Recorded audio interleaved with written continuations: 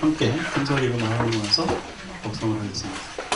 그때 승만 부인 및 그녀의 모든 권속들이 얼굴과 머리를 부처님 발에 대하면서 예불하자 부처님은 대중들 가운데서 곧 예언하셨다. 그대는 열애의 진실한 공덕을 찬탄하였다. 이러한 선근으로 말미암아 마땅히 한량없는 아승직업을 지낸 뒤 신들이나 사람 중에서 자지한 왕이 될 것이다. 모든 태어나는 곳마다 언제나 나를 보고 직접 찬탄하는 것이 지금과 같아서 다름이 없을 것이다. 마땅히 다시 한량없는 나승지의 부처님을 공양하기를 이만 나승직업을 지나서 부처가 될 것이니 이름을 보감열의 정견지라고 할 것이다. 그 부처님 국토에는 모든 나쁜 갈래와 늙은 병, 쇠퇴, 뜻에 맞지 않는 괴로움이 없으며 오만 선하지 못한 낙업이 이름도 없을 것이다. 그 나라의 중생들은 모습, 힘, 수명, 5가지 용량 모든 소유물들에 있어서 쾌락하기가 타와르보다도 더 뛰어날 것이다. 그 나라 모든 중생은 한결같이 대승에 머무를 것이며 선근을 닦는 모든 중생들이 그 나라에 모일 것이다. 승만 부인이 수기를 얻었을 때 그곳에 있던 한량없는 중생과 모든 신과 사람들이 그 나라에 태어나기를 바랬으며 세존께서 모두에게 예언하셨다. 전부 마땅히 영생할 것이다. 예.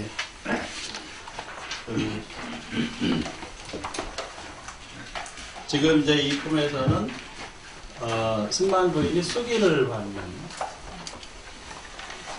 내용이 있습니다. 수기라는 게 뭐냐면 성불의 예언이에요. 성불할 것을 그 성불의 예언, 성불할 것을 미리 말씀해 주시는데 그 수기의 방법이 여러 가지가 있어요. 근데 그 수기는 언제 하느냐? 보리심을 일으켰을 때, 그러니까 완전한 깨달음에 도달하겠다고 마음을 일으키면 그때 수기를 줍니다. 그것을 보리심, 보리심 수기. 여기서 보리심의 보리는 난욕따라 삼약 삼보리의 보리인데 보리라고 쓸 경우에는 반드시 부처님의 깨달음에만 보리라고 씁니다. 중생의 깨달음은 인도말에 비타르카라고 하는 또 다른 표현이 있어요. 그러니까 부처님의 깨달음에 도달하겠다라고 하는 마음을 일으키면 그 수기를 주는데 그 마음을 일으키면 이미 수기를 받은 거예요. 수기를. 그러니까 부처님께서 수기를 주는 의식을 따로 봉행하지 않는다 해도 발심하는 순간 이거 줄이면 이렇게 줄이면 발심이잖아요. 발심. 그러니까 발심하는 순간이 수기를 받는 것이다. 이렇게 이제 이해를 해야 되는데 그러면 나는 발심을 못했는데 수기를 못 받느냐? 그때 받는 수기가 뭐냐면 발보리심 수기가 또 있어요. 그러니까 보리심을 일으키지 않았지만 언젠가는 보리심을 일으켜서 완전한 깨달음에 도달할 것이다. 이렇게 믿고 또 수기를 주는 방식이 있습니다. 그 다음에 이제 또 수기를 주는 방식이 현전수기. 눈앞에서 이렇게 어떤 그 모임이 있는 장소에서 지금은 승만 부인이 법회를 열고 부처님을 초청해서 이제 공양을 올리고 설법을 듣고 있잖아요. 그러니까 바로 그렇게 그 법석을 열고 그 자리에서 수기를 받는 것을 현전수기 이렇게 얘기합니다. 그래서 부처님께서 만일 여기에 오셨다면 다 여러분들에게 수기를 다 주셨을 것으로 생각이 돼요. 그 다음에 이제 네 번째는 은복수기라는 게 있어요. 은복수기. 은복수기는 당사자가 없을 때 수기를 주는 방식입니다. 당사자가 없어도 조용히 다른 사람을 통해서 전해지도록, 그러니까 다른 사람을 통해서 반드시 이 사람은 성불할 것이다. 이렇게 수기를 주는 방식은 이제 은복수기. 사람이 없어도 수기를 줄 수 있다는 거예요. 그래서 이 수기를 주는 내용이 구체적으로 어디에 있느냐 하면은 법화경 속에 들어 있습니다. 법화경은 그 부처님의 직제자들부터 해서 제일 먼저 수기를 받는 분이 사리불존자부터 해서 그 목련존자, 마가석존자, 또 뭐 가전연존자, 이렇게 해가지고 직제자들이 수기를 받고요. 그 다음에 이제 또 거기에 있는 보살들이 또 수기를 받고, 제가 불자, 우바세 우바이가 수기를 받고, 동남 동녀 어린 아이들도 수기를 받고, 그 다음에 또 끝에 가면은 제받았다라고 부처님을 3번 4번 시하려고 했던 그 악인도 수기를 받아요. 다 수기를 받습니다. 여하튼 부처님을 만나면 다 수기를 받고, 수기를 받는다는 것은 결국은 무슨 의미냐, 부처님의 공부를 내가 제대로 해서 다시 이 완전한 깨달음에 도달하겠다, 이렇게 발심했다는 걸 의미해요. 그래서 여기서 이 수기 선고는 결국 발심이 중요하다. 발심. 그 발심은 두 가지를 갖춰야 이제 성취가 될 수가 있죠. 우리는 일상을 살아가는데 몸과 마음이 다 갖춰져야 됩니다. 몸과 마음이 따로 놀면은 이거는 정상적인 사람이 아니죠. 예, 가끔 그런 경우가 있잖아요. 빙의된 경우, 자기 생각과 관계없이 막 이렇게 다중인격이 될 수도 있고, 그런데 몸과 마음이 1대1로 잘 매칭이 돼서 건강할 때 우리가 이제 인간다운 삶을 살아갈 수가 있고, 그럴 때 뭐 발심을 할 수 있다는 거예요. 몸이 건강하려면 체력이 있어야 되는데, 체력은 근력, 근기, 이걸 갖춰야 이제 체력이 갖춰지고 자기가 원하는 대로 실천하고 생활할 수가 있죠. 그래서 이 체력이 있을 때 실천력을 갖출 수가 있게 됩니다. 마음은 이제 원력이 있어야 돼요. 그러니까 우리가 여러분들도 이 원력 때문에 오늘 이 자리에 공부하러 오신 거잖아요. 뭐 이렇게 공사다망해도 다 제쳐놓고 내가 오늘 승만경 공부하겠다, 이렇게 원력이 있고 발심이 있으니까 이 자리에 오셨는데, 그 원력의 출발점이 뭐냐 하면 바로 이 신심이라는 거예요. 신심.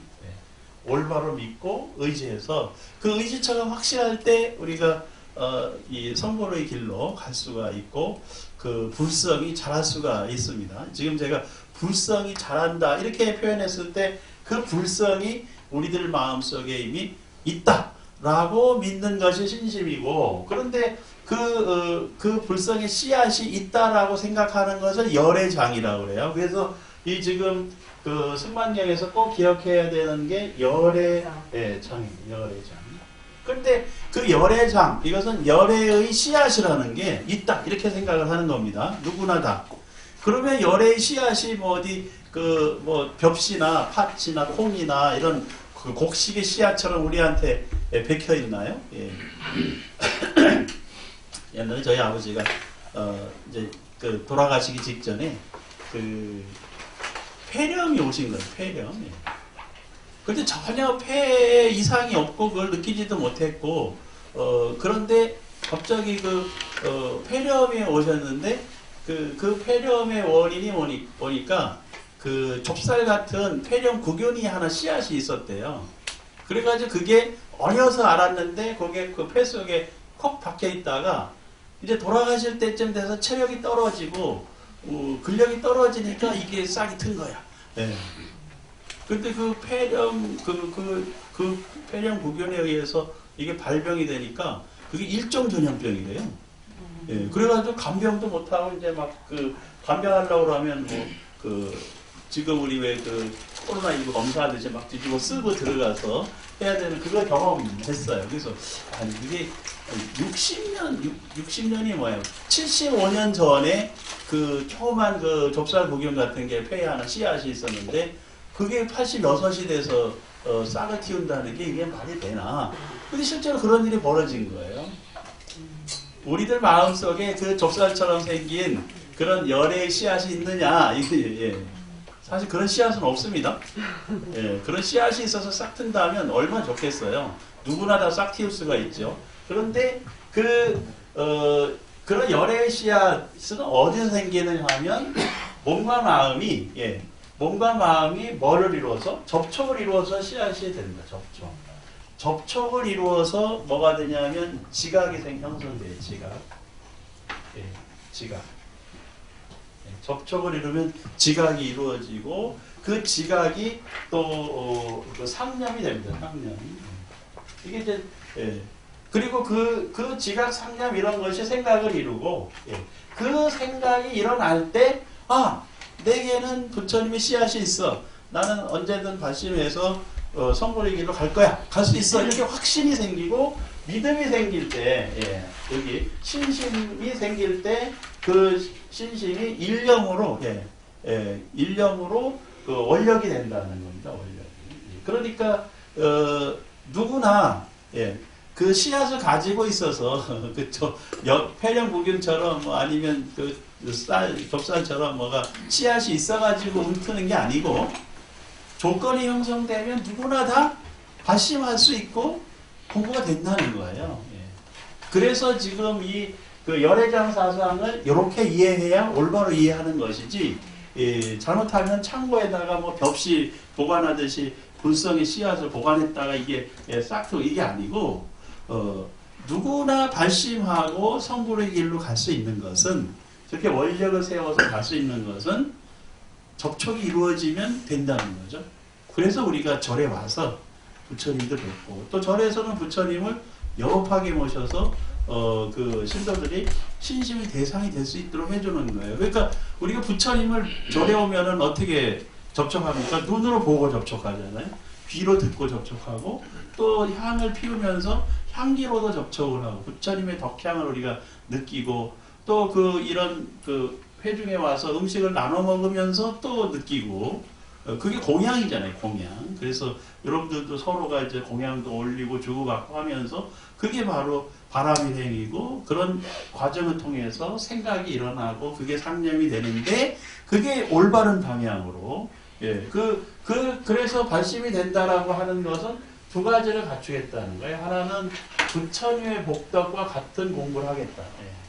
두 번째는 부처님의 지혜와 같은 지혜를 갖추겠다. 그래서 이 공덕으로 많은 사람을 이익되게 하겠다. 이게 이제 우리들의 발심이어야 되고 그렇게 해서 그 발심이 삶 속에서 생활 속에서 실천되는 것, 실천되는 걸 뭐라 그러냐면 바람일행 이렇게 부릅니다. 바람일행. 그래서 저렇게 실천을 해서 바람일행이 이제 갖춰져 가면 우리가 점점 부처님의 세계로 또 부처님과 닮아가서 결국에는 부처님이 되는 그런 과정을 겪게 된다는 겁니다. 이 성불하는 과정에 대해서 이제 스님들마다 여러 가지 얘기를 하셨어요. 그래서 성철 큰 스님 경우는 도노돈수 한 생각 깨우치면 그 순간임이 우리는 성불한 것이고 그거 더 닦을 것도 없어. 이렇게 말씀하시는 분이 이제 도노돈수예요. 그런데 그렇게 성철 큰 스님이 말씀하신 것처럼 여러분들도 다 깨우치시고 다 성불의 길로 가시는 거죠? 네. 그러면 참 좋겠는데 저같이 하근기는 원리는 알고 머리로는 이해하는데 몸이 못 따라가. 실천력이 뒷받침되지 않는 거예요. 그러면 알기는 아는데 깨우치긴 했어요. 원리는.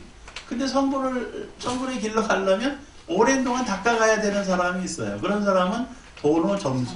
깨우치는 건 어느 한순간에 깨우쳤으나 그것을 뒷받침하는 복덕과 지혜는 천천히 닦아가야 되는 사람도 있고 어떤 사람은 전생에 수억 거울 동안 천천히 닦아서 이 공덕이 완전히 축적이 됐다가 어느 한순간에 발심을 해서 그 성불의 길로 가는 사람들도 있어요. 그런 사람은 저모돈수 이렇게 얘기합니다. 저모도 천천히 깨우쳤는데 깨우치고 나서는 더 이상 닦을 것이 없어.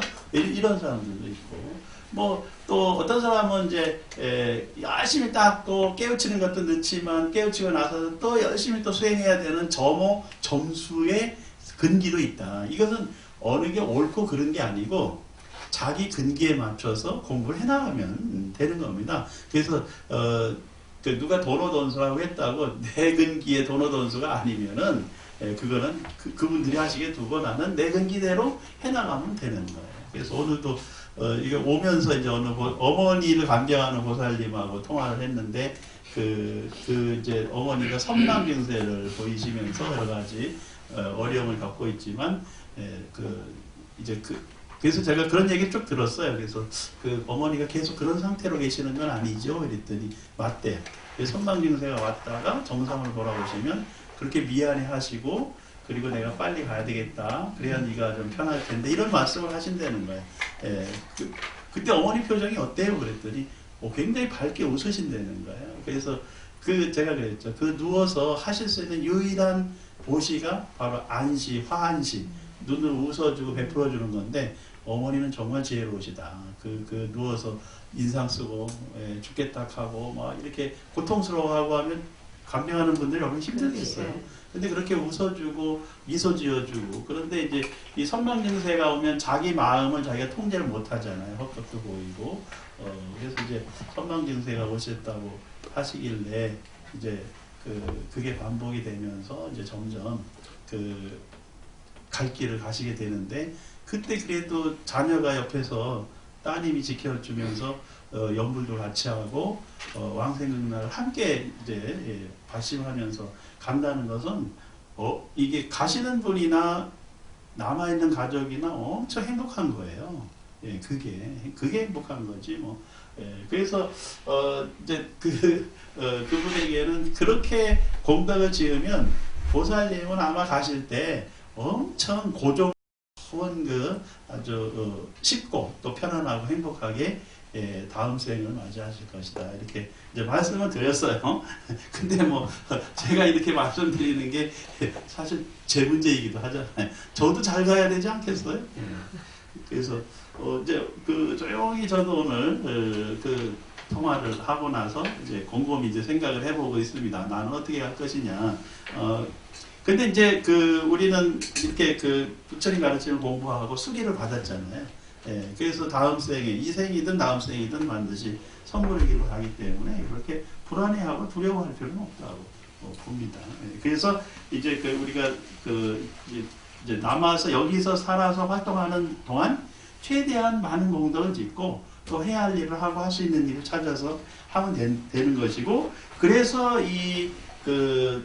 부처님께서 이 승만 부인에게 이렇게 이제 수기를 주시고 그것을 찬탄, 함께 기뻐하면서 또 찬탄하고 칭찬해주고, 또 승만 부인은 또 그런 마음으로 부처님을 찬탄하는 그런 내용이 여기 있습니다. 그래서 수기를 주면은 47페이지 밑에서 하단에 보면 보광열의 응공존변지를 할 것이다.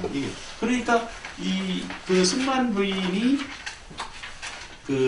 승만 부인이 보면은요, 한량없는 아승지 부처님 공양하기를 2만 아승직업을 지나서 부처가 될 것이니, 그러니까 이 얘기는 뭐냐면 성불하는데 이 승만 부인이나 지금 이 근기들은 시간이 지나서도 계속 공덕을 닦고 복덕과 지혜를 축적을 해가서 아승직업이 지나서 2만 아승직업이 지나서 부처가 될 것이다. 이렇게 이제 말씀을 하고 계셔요. 그러니까 이 경우는 점수를 얘기하고 계셨다. 이렇게 이제 말씀드릴 수도 있어요.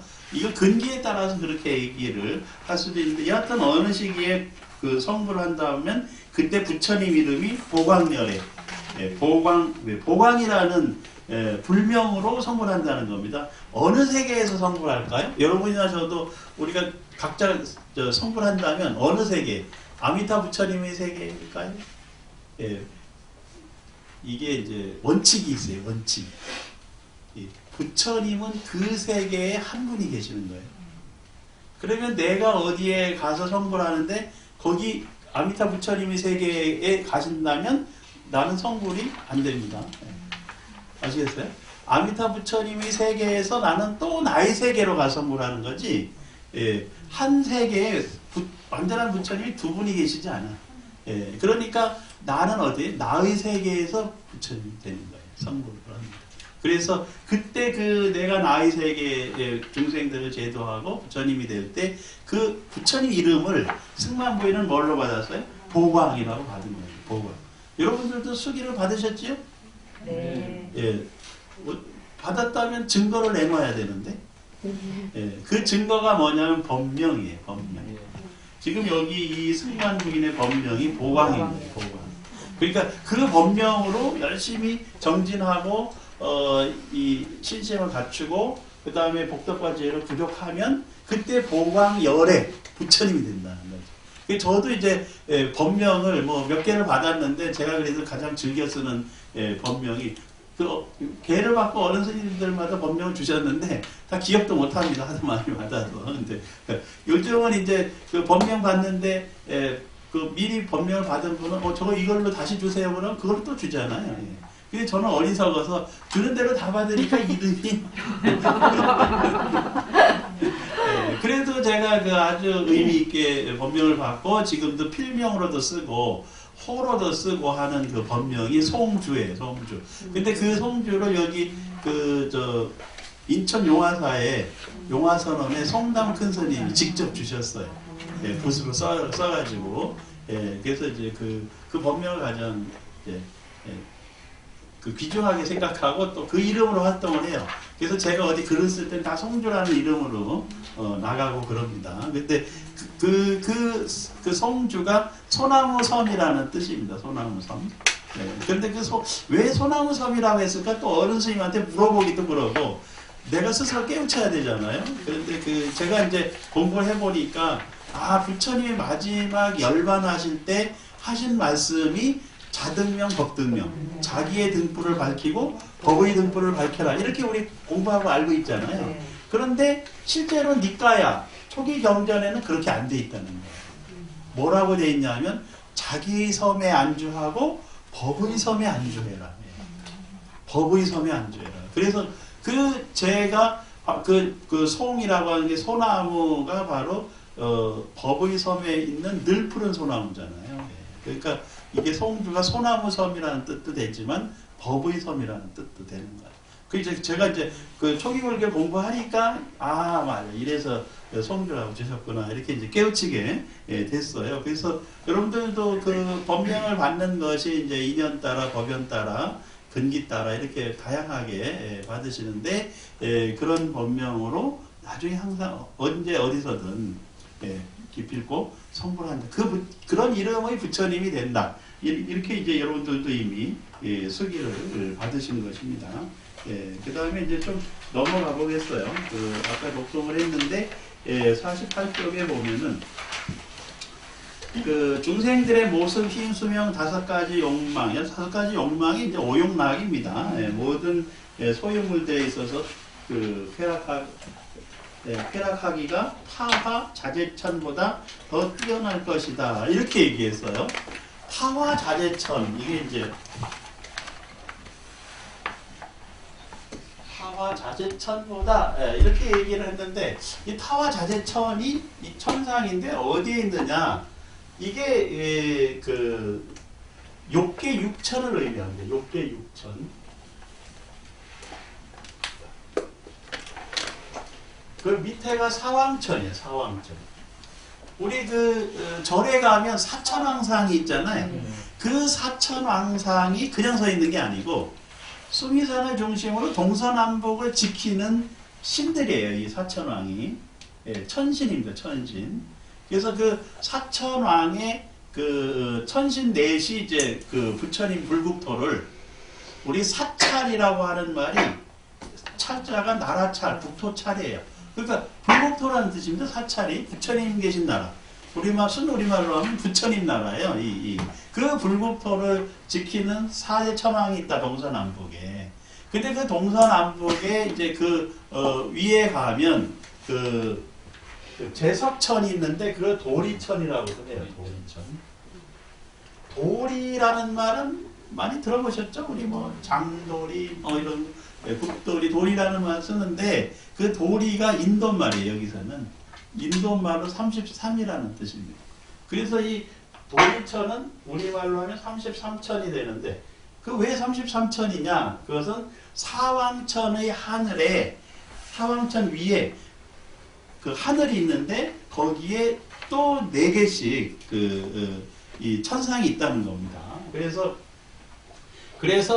이게 네 개의 사왕천에 그 위에 8개가 또 있어가지고 합치면 4, 8, 32가 돼요.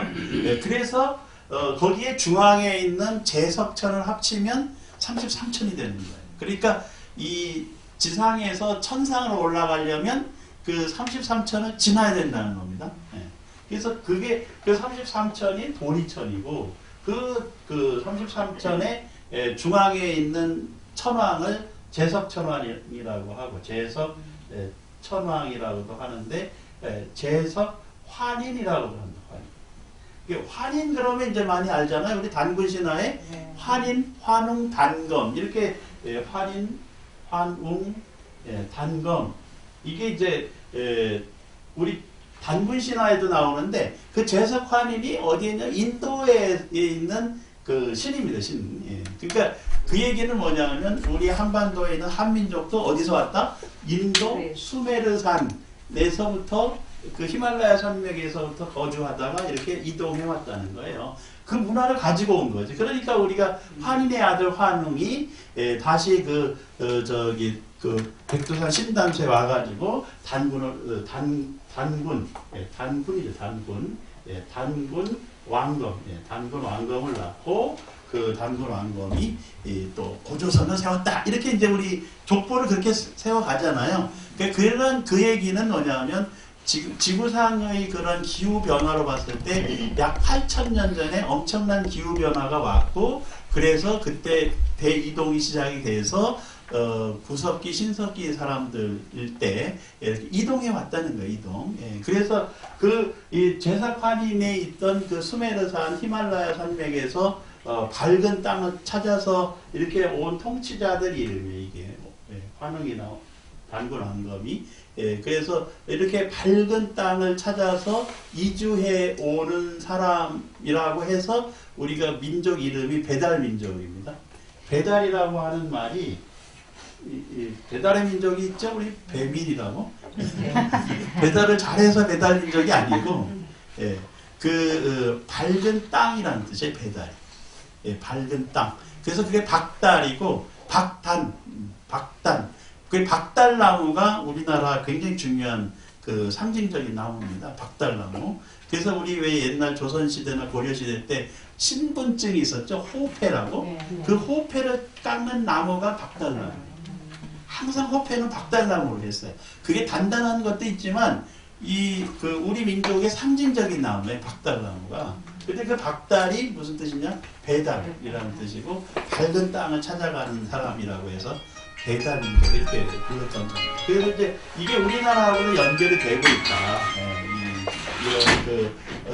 이런 우리나라 건국 신화 속에도 이미 이게 들어와 있고 이게 사람들이 자꾸 그렇게 생각하고 말하니까 기록이 된 거죠. 단군 신화 속에 이게 들어와 있다는 거예요. 그래서 이제 그 도리천 위에 보면은 연마천이라고 있습니다. 연마천. 이 연마천은 다른 말로 하면 연마천이라고 해요. 그리고 이거 또 다른 말로 하면 시분천이라고 해요. 그래서 왜 신과 함께라고 하는 영화 보셨잖아요. 그 신과 함께라는 영화의 시작이 여기서 시작이 돼요. 그래서 요 연마천이 이제 인도 사람들이 그때 그렇게 생각을 한 거예요. 부처님께서 그렇게 생각하신 게 아니고 부처님께서 태어나셨을 때 인도 사람들이 이렇게 믿고 있었다는 거예요. 이게 부처님께서 지금 이렇게 설법하시는 건 없어요. 근데 이게 왜 불교에서 설명되느냐? 부처님께서 계셨을 때 인도 사람들이 이렇게 자꾸 설명을 하고 있으니까 부처님께서도 이런 문화 속에서 사셨죠. 그러니까 이런 언급이 계셨다는 거예요. 그렇다고 이거 믿고 이렇게 가라 이런 얘기는 아니에요. 근데 요게 이제 그 인도 문화에 있었던 것인데 여기 연마천의 연마나 염라는 염라대왕을 의미합니다. 염라대왕. 염라대왕의 역할이 선악을 구분해가지고 악인은 다 지옥으로 보내고 또 악이 축생은 악이 지옥으로 보내고 축생으로 보내고 인간 뭐 이렇게 나눠주는 역할을 하는 거예요 이게. 그래서 이제 이 업경대라는 게 있죠. 업경대. 그 업을 살펴보는 거울을 이제 불교에서 이제 등장을 해. 이게 이 염라대왕이 이제 모든 인간을 다 일일이 나눠가지고 지옥 보내고 막 선상 보내고 하려니까 너무 바쁘잖아요. 그러니까 네가 알아서 하라. 네 심판은 네가 하는 거야. 그래서 내 업을 비춰볼 수 있는 거울이 있는 거예요. 거울. 예. 그래서 거울을 딱 보면 자기 어비가 나오잖아요. 아직 그거 안 보셨어요? 요즘 그 드라마가 하나 있는데 그 안경 쓰면 보여. 예. 그 누구예요? 제가 나오는 드라마인데 그 이름이 도깨비가 네. 이경국. 예? 누가 나오는 그 드라마가 하나 있어요.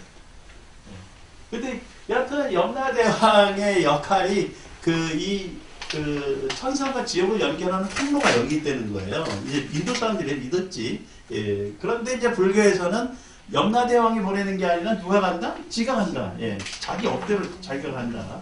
예. 이게 이제 부처님 가르치면 자기 행위가 업이 되는 것이지 누가 가라고 해서 가는 게 아니라는 거예요. 예. 그래서 이제 염라천이 있고 그 다음에 도솔천이 있습니다. 도솔천. 요거는 지족천이라고 해요. 지족천. 그래서 오욕지족, 소유지족, 예, 소유지족. 예. 그러니까 작은 것이 아름답다는 걸 깨우치고 작은 것에 만족할 줄 알고 삶의 최소를 줄일 줄 아는 그런 삶이에요. 그게 수행자의 삶이죠.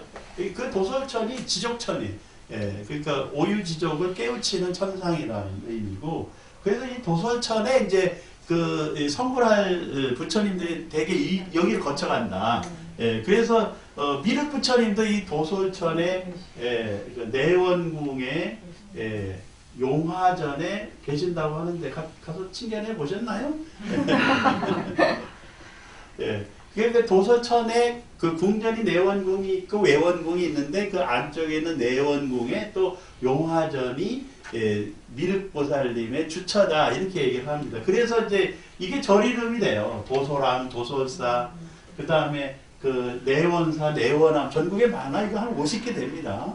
그 다음에 용화사. 예. 저도 청주에 가면 용화사라는 절에 강의 갔는데 용화사도 인천에 또 송담선 계신 절도 용화사잖아요. 그러니까 이런 것들이 전부 이런 이름을 가진 절은 뭐와 연관이 되어 있어요? 미륵신앙과 연결이 되어 있어요. 그러니까 다음에 부처님이 이 땅에 오신 부처님이 다 거기 계시다. 이렇게 이제 생각을 하고 있고 미륵신앙도 미륵상생신앙과 미륵하생신앙 우리가 다음에 이 천상에 간다고 생각하고 또 그 천상에 있는 그 보살이 와서 여기 와서 부처님이 되어서 우리를 구제해 줄 것이다 이렇게 믿고 그래서 우리가 올라간다고 생각하면 미륵상생신앙 거기에 있는 미륵 부처님 오신다고 생각하면 미륵하생신앙 이게 이제 섞여서 있어요. 그래서 미륵하생신앙의 경우는 미륵 부처님이요 전부 서 계셔요. 걸어 오시니까 서 계십니다. 그래서 성리산에도 청덕미륵 대불 계시잖아요. 앉아 계시나요? 서 계셔요.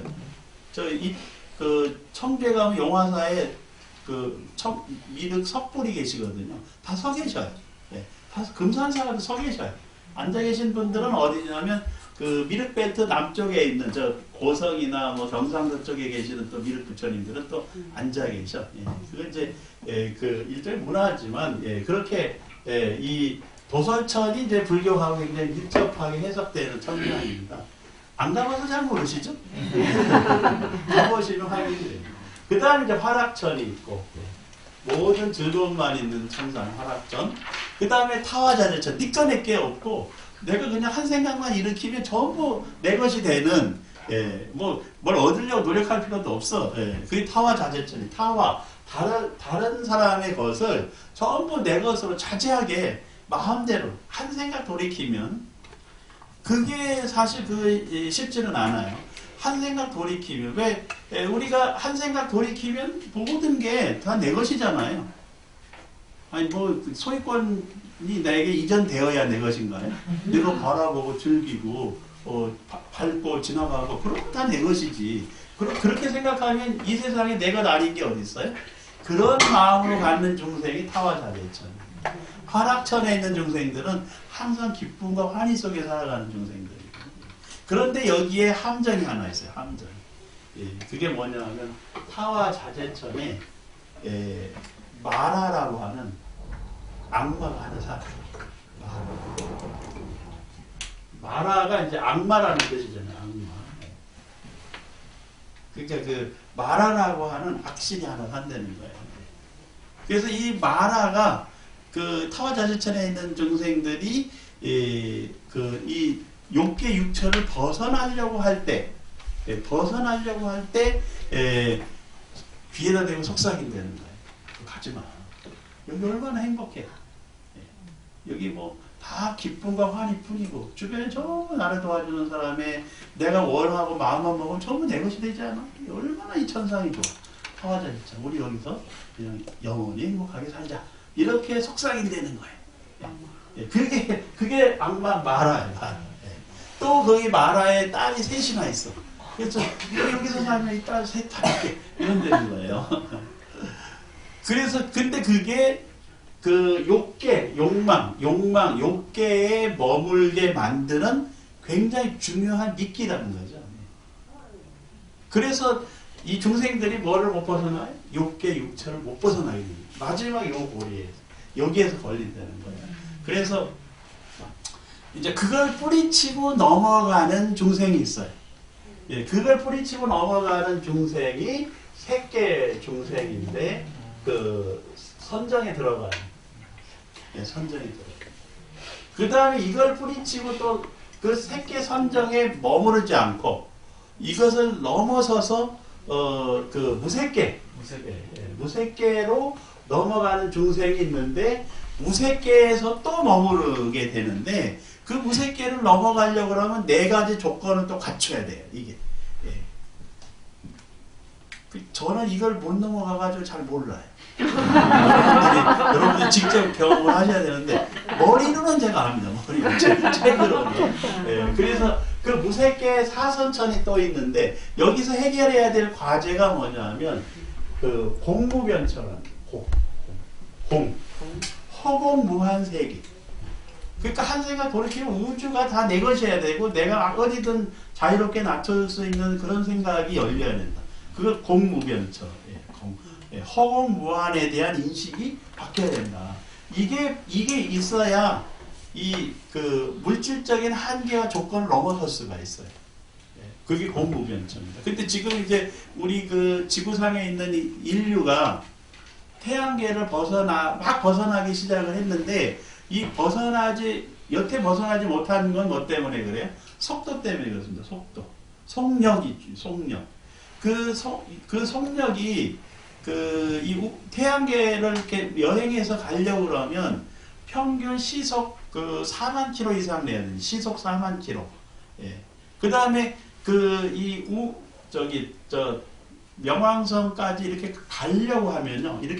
목성 거쳐서 이렇게 가려고 하면은 시간을 줄여야 되는데 그러려면 최대로 빨리 낼 수 있는 게 시속 10만 킬로라는 거예요. 한 시간에 10만 킬로를 갈 수 있는 속력이 되어야 이 태양계의 여러 중력들을 극복하면서 갈 수가 있다는 겁니다. 그렇지 않으면 에너지가 너무 든든해요. 그래서 못 가는 거예요. 그런데 지금 보이저 1호하고 보이저 2호가 지금 이제 태양계를 넘어서서 태양계 권면을 지나고 있는 상황이거든요. 그러니까 그 얘기가 뭐냐면 바로 무색계, 지금은 사실 욕계를 넘어선다고 보면 돼요. 이제 욕계의 권면을 넘어서서 색계로 가고 있고 또 그걸 넘어서서 무색계로 가야 이 성간 우주, 우주와 우주 사이의 성간 우주로 여행할 수 있는 지혜가 생기는 건데 그게 인간이 지금까지 쉽지는 않았으나 지금 인간의 지혜로 요걸 넘어서는 걸 이제 배운 거예요. 물리적으로, 물질적으로. 그래서 그걸 그렇게 이제 명왕성까지 가는데 태양 에너지를 이용하지만 태양 에너지가 돛을 달고 가는데 이게 멀리 가면 갈수록 태양 에너지가 줄어들잖아요. 그러니까 에너지 충전이 줄게 되고 그럼 속력이 떨어지게 돼서 못 가는 겁니다. 이게. 그래서 이제 과학자들이 지혜를 짜냈어요. 그래서 마치 우주화를 쏘듯이 튕겨 나가면은 속력이 가속된다라는 걸 알았습니다. 그래서 이제 중력 가속 중력을 이용해서 중력장을 이용한 가속도로 이걸 몇 바퀴로 돌면은 그 힘이 균형을 이뤄서 튕겨나가는 지점을 찾았어요. 그래서 이것을 이제 화성 주위를 3바퀴로 돌면서 튕겨나가면 시속 10만 킬로까지 내는 이 방법을 알았어요. 그러니까 이제 이 태양 에너지가 적어도 자력으로 힘을 만들어서 그 우주를 여행할 수 있는 그런 이제 그 에너지 동력원이 생긴 거죠. 거기에 이제 태양 에너지를 자꾸 충전을 해가면서 그렇게 해서 지금 뭐 6개 그러니까 태양계 권면을 지금 지나고 있는 상황인데 그러니까 여러분들이나 저희들도 이제 우리들도 이런 6개와 3개와 무색개를 넘어가는 데 있어서 이제 그 필요한 지혜가 있다는 거예요. 그래서 두 번째가 식무변처, 식이라고 하면 이건 이제 허공에 대한 것이고 이건 인식, 마음에 대해서 무한한 이제 걸림이 없는 그런 이제 이 지혜가 필요하다는 거예요. 식무변처, 인식의 그래서 인식을 통해서 그 생각이 하나로 합쳐져서 인력으로 갈 수 있는 그런 이제 지혜가 갖춰져야 이 무색계를 탈출해 갈 수 있다는 거예요. 아니면 거기 붙잡힌다는 거예요. 인류가 지금 태양계에 붙잡혀 있다가 이제 우주로 나갔잖아요. 우주로 나가면 우리가 태양계 벗어난 게 바로 우주가 아니잖아요. 은하계입니다. 은하계. 이 태양이 은하계 속에 들어있어요. 우리 은하. 근데 그 은하계를 또 넘어가야 되는데 은하계를 넘어가면 또 어떤 우주가 있어요? 지금 우리의 은하계에는 별만큼 은하계가 많다는 거 아니에요. 그래서 삼천대천세계가 또 있는 거예요. 그래서 그거를 넘어서 가는 데까지 얼마를 걸리냐? 빛의 속도로 250억 광년을 가면 은하계의 끝에 도달한다. 이게 이제 그 우주 천체 원리학자들이 계산해낸 겁니다. 250억 광년 대략. 그래야 지금 우리 지구가 속해 있는 태양과 은하계가 속해 있는 그 우주의 끝에 도달한다는 겁니다. 근데 그거는 이제 우주를 물리적으로 설명한 것이고 정신적으로 설명하면 바로 이런 그 공과 식, 그래서 허공에 대한 인식과 이 마음에 대한 그 한계를 극복해야 되고, 그 다음에 이제 세 번째, 무소유처라고 하는, 무소유처라는 것. 그 다음에 이제 네 번째가 비상, 비비상. 비비상, 비비상처. 그런데 이게, 보이저 1호, 2호가 지금 그 태양계 겉면까지, 명왕성 지나서 해왕성 지나서 태양계 겉면까지 가는데 얼마 걸렸어요? 37년 걸렸습니다. 40년 가까이. 거기 가는데. 근데 그게 빛의 속도로 얼마 걸리느냐? 하루 정도 걸리는 거리라는 거예요. 빛의 속도로 하루를 가는 걸 우리가 거의 40년을 달려가는 거예요. 그러니까 우주 여행이 지금은 불가능하죠? 그래서 이제 요즘 나오는 우주 공상과학 소설에는 어떻게 우주 여행을 합니까? 우주 동면에 들어가잖아요. 우주 동면에 들어가요. 그래서 그 캡슐에 들어가가지고 그 냉동이 돼. 그래서 이제 잠을 자다가 한 50년 후에 깨어나고 어떤 사람 100년 후에 깨어나고 그래서 단계별로 깨어나서 그래서 우주선 몰고 또 가다가 또 그 동면에 들어갔다가 뭐 이렇게 가는 거예요. 그러니까 그 우주 동면을 하지 않으면 지금 갈 수 있는 방법이 없는 거예요. 만약 그렇게 가려고 하면은 어떤 게 찾아져야 되냐면 빛의 속도로 날아갈 수 있는 이게 있어야 되는데, 빛의 속도로 날아가려면 바로 이거 공식, 무소유, 비상, 비비상 이거 깨야 됩니다. 그런데 지금 이제 우주 동면을 하면은 깨어나면은 내가 지금 이 상태에서 동면에 들어가서 깨어나면 그대로 깨어날 수 있을까요? 지금 현재 기술 가지고는 안 됩니다. 왜냐하면 내가 동면에 들어가서 얼어버리는 순간에 이 몸속에는 모든 액체와 이런 것들이 다 굳어버리고 그게 풀리면서 터져버린다는 거예요. 터져버려. 그래서 이게 목숨을 붙여도 제대로 기능하지 못할 수 있다. 이 뇌나 몸이. 그래서 지금은 그래서 왜 이제 서양의 돈 많은 사람들이 지금 냉동 인간이 돼가지고 나중에 과학기술 같처럼 꺼내가지고 병치료해서 영생하겠다 이렇게 해서 들어가는 사람들이 지금 많이 있잖아요. 근데 지금 기술은 안 된다는 거죠. 그게.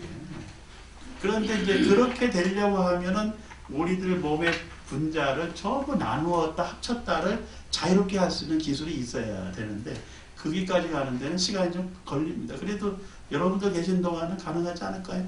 네, 그런 문제는 이런 원리들이 우주적으로 이제 해결이 되면 그 천체 물리학과 뭐 이런 여러 의학 분야에서 과학기술적으로 해결이 되면 우리가 이제 맘 놓고 우주여행 가서 뭐 잤다 일어났다 하루 잤는데 벌써 그 몇억 킬로미터를 가고 뭐 이럴 수 있겠죠. 예, 그래서 화성을 우리가 한번 여행하려고 해도요 가는 데는 최소 3년이에요.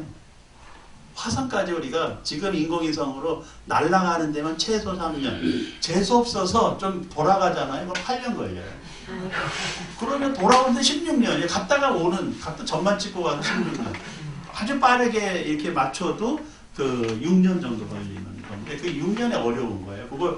이 화성도 궤도가 있기 때문에 지구하고 거리가 멀어졌다 가까워졌다 하잖아요. 그래서 그걸 맞춰서 하면은 보통 15년은 걸린다는 거예요. 한번 화성 갔다가 하룻밤만 자고 와도 15년 걸린다는 거죠. 그러니까 이게 그 우주여행이라는 게 결코 만만치 않다. 예, 그런데 그런 우주여행이 가능해지려고 하면 바로 이런 요소들이 이제 해결이 되어야 되는 것이고 점차 해결이 되지 않을까요? 예, 우리가 꿈꾸고 생각하고 있던 게 다 이루어지잖아요.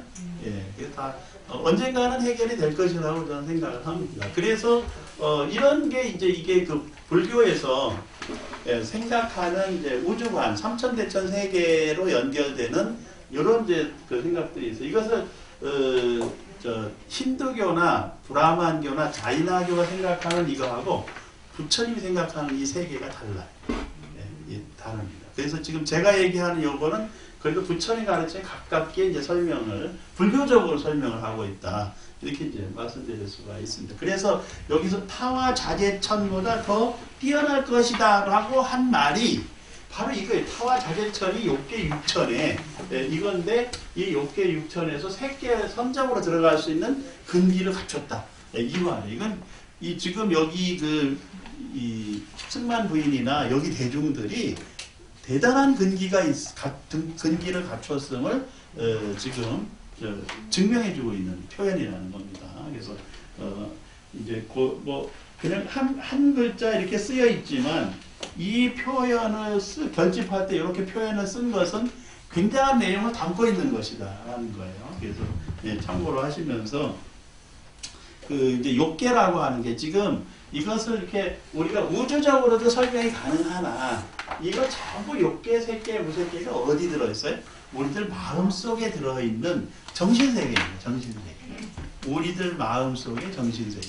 욕계 6천에 타와 자재천에 끄달려 있다는 건 욕망의 집착이 아직 완전히 해결이 안 됐다라는 것이고 그 타와 자재천을 넘어설 수 있는 근기를 가졌다는 것은 안과 마라가 여기서 그냥 우리 행복하게 살자라고 속삭여도 그것을 뿌리칠 수 있는 능력이 있다. 그걸 갖췄다라는 것을 설명하고 있습니다. 조금 쉬었다 할까요? 예, 조금 쉬겠습니다.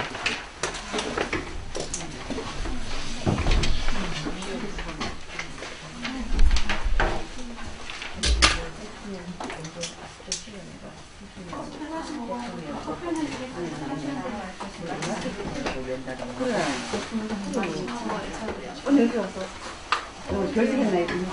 맞나? 머리 빠마려갖고 연락이 안 오라고. 머리 감고 머리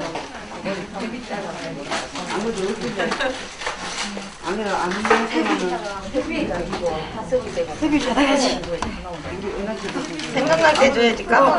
빨리 받아야지. 책 하겠습니다. 축하. 네? 축하. 예, 나가면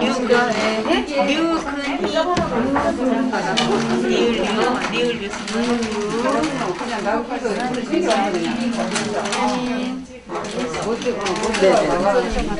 최고의 경전이라고 하는 화엄경이라는 경전이 있는데 그 화엄이라는 말은 잡화엄식의 약자입니다. 근데 그 화엄경에서 부처님의 그 설법이 7,9회 7장소에서 9번 설하셨다. 이래서 7,9회 설법을 이야기하고 있거든요. 제가 그 7,9회를 잘 살펴보니까 그 부처님의 설법이 아까 욕계, 색계, 무색계에서 욕계에서만 설법을 하고 계시잖아요. 욕계. 예. 나중에 한번 그 사원경을 읽어보실 때 부처님께서 어디서 설법하셨는지 잘 이렇게 찾아보면 부처님께서 저 욕계부터 타화자재침까지 왔다 갔다 하시면 설하시고 보광명절이나 뭐 이렇게 또 지상에서 설법을 또 두 번 하시고 이렇게 설법이 그렇게 돼 있구나라고 하는 걸 알 수 있어요. 그 얘기는 뭐냐면 부처님께서 제도하는 중생이 욕계 중생이라는 거죠. 욕계 중생. 예. 그리고 그 욕계 중생들이 성불할 수 있다는 걸 의미해요. 그게 색계 중생, 무색계 중생은 자기네가 알아서 가야 돼. 예. 그런데 욕계 중생이 부처님 설법을 듣고 설법을 들은 대로 실천하고 수행할 수 있는 근기를 갖춘 중생입니다. 예. 그래서 그 화엄경에서는 욕계 중생들이 설법의 대상이 되고 있고 이 설처 법을 설하는 장소가 모두 욕계 유욕천에서 행해지고 있다라는 것이고 그 이야기는 또 무엇을 의미하느냐 하면 그 이야기는 이 성불하는 데 있어서 이 욕계가 부처님의 세계와 다르지 않다는 것을 의미해요. 부처님의 세계가 바로 지금 우리들이 살고 있는 현실 세계라는 거예요. 예. 그러니까 현실 세계가 없이는 부처님의 세계도 존재하지 않는다는 거죠. 그 얘기는 뭐냐면 중생이 없이는 완전한 깨달음에 도달한 부처님도 존재하지 않는다는 걸 의미해요. 그래서 부처님과 중생이 다르지 않다.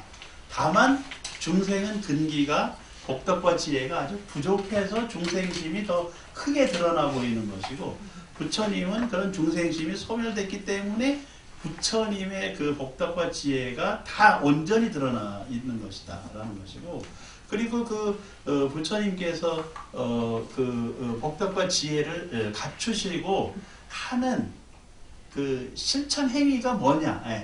실천 행위가 뭐냐? 그게 사무량심이면서 사서법이에요. 지금 이제 제 승만부인의 10가지 큰 서원 53페이지에 있는 이 가르침이 바로 이제 성불의 길로 갈 때 우리가 뭐를 배우고 뭐를 실천해야 되느냐. 근데 그게 그 핵심 내용이 사서법, 그 다음에 사무량심 이겁니다. 사무량심의 마음이 돼 있고 그것을 바탕으로 사서법의 구체적인 실천이 있어야 성불의 길로 간다는 것을 이 가르침 속에 내포하고 있는 거예요. 그래서 우리가 성불을 한다, 또 부처님이 되기 위해서 우리가 열심히 정진한다 라고 하는 말을 바꾸면 몸과 마음이 아까 이제 몸으로는 실천을 하고 마음으로는 원력을 세운다 그랬잖아요. 그 마음으로 세우는 원력이 사무량심이고 몸으로 실천하는 것이 사서법이에요. 요건 다시 한번 제가 이제 써드리려고 합니다. 그러니까 듣고 일단 넘어가시면 돼요. 그래서 그 내용이 이제 그렇게 어떤 원력을 세워서 어떻게 실천하느냐가 이 지금 가르침 속에 들어있으니까 같이 한번 독성해 보겠습니다. 네. 53페이지 승만부인의 10가지 큰 서원. 그때 승만부인이 수기를 들은 뒤에 합장하여 10가지 큰 서원을 세웠다. 첫째, 세존이시여 저는 오늘부터 깨달음에 이를 때까지 받아지는 대울에 대하여 범하고자 하는 마음을 일으키지 않겠습니다. 둘째, 세존이시여 저는 오늘부터 깨달음에 이를 때까지 모든 어른들에 대하여 오만한 마음을 일으키지 않겠습니다. 셋째, 세존이시여 저는 오늘부터 깨달음에 이를 때까지 모든 중생에 대하여 가리는 마음을 일으키지 않겠습니다. 넷째, 세존이시여 저는 오늘부터 깨달음에 이를 때까지 다른 사람의 신체 및 소유물에 대하여 질투하는 마음을 일으키지 않겠습니다. 다섯째, 세존이시여 저는 오늘부터 깨달음에 이를 때까지 나의 소유에 대해 인색한 마음을 내지 않겠습니다. 여섯째, 세존이시여 저는 오늘부터 깨달음에 이를 때까지 자신을 위해서 재물을 쌓아두지 않으며 전부 가난한 중생들을 성숙시키는 데 쓰겠습니다. 일곱째 생존이시여 저는 오늘부터 깨달음에 이를 때까지 자신을 위해서가 아니라 모든 중생을 위해서 사서법을 행하겠습니다. 애착하지 않는 마음, 싫어하지도 않고 만족하지도 않는 마음, 걸림없는 마음으로 중생을 거두어드리겠습니다. 여덟째 생존이시여 저는 오늘부터 깨달음에 이를 때까지 부모가 안 계신 아이, 자식이 없는 노인, 죄를 짓고 갇힌 사람, 늙은 사람 등 갖가지 고난으로 괴로움에 처한 중생을 보면 마침내 잠시라도 외면하지 않고 반드시 안없게 하겠습니다. 제물로서 이익해 하며 모든 고통을 벗어나게 한 뒤에야 외면하겠습니다. 아홉째 생존이시여 저는 오늘부터 깨달음에 이를 때까지 동물을 잡아 기르는 등이 갖가지 올바르지 못한 생활 방편 및 개를 깨뜨리는 것을 보게 되면 절대로 외면하지 않겠습니다.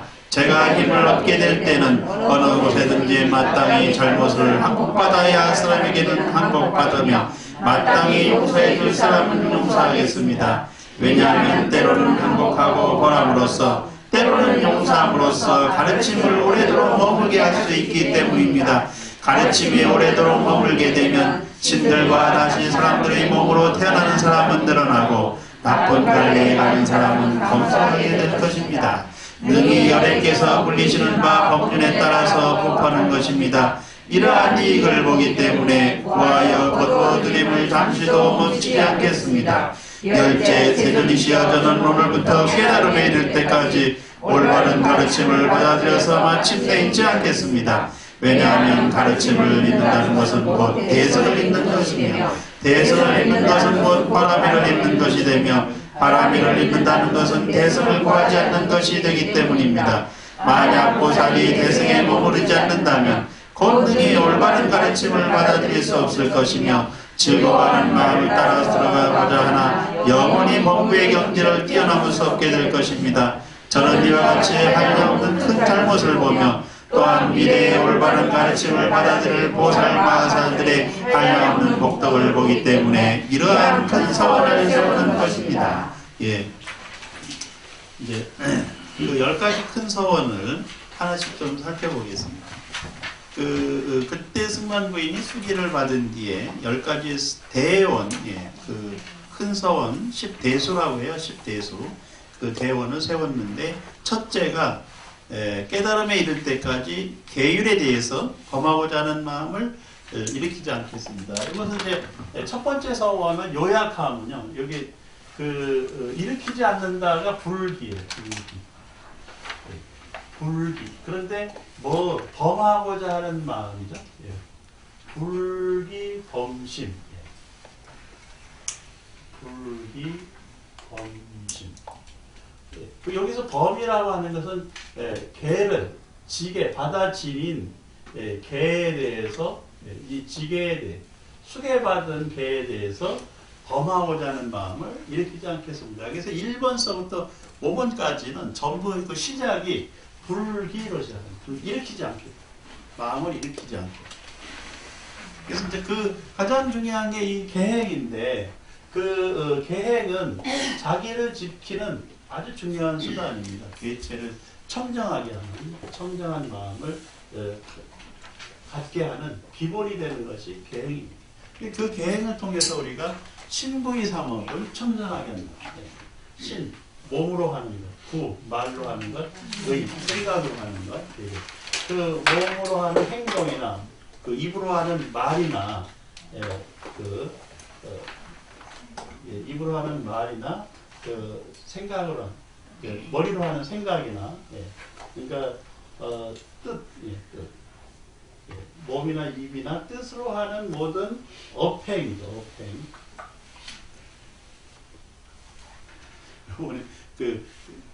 안타까운 것은 요즘 추미애 장관하고 윤석열 총장이 티격태격 하는데 네. 제가 안타까운 건 두 분 다 불자라는 거야.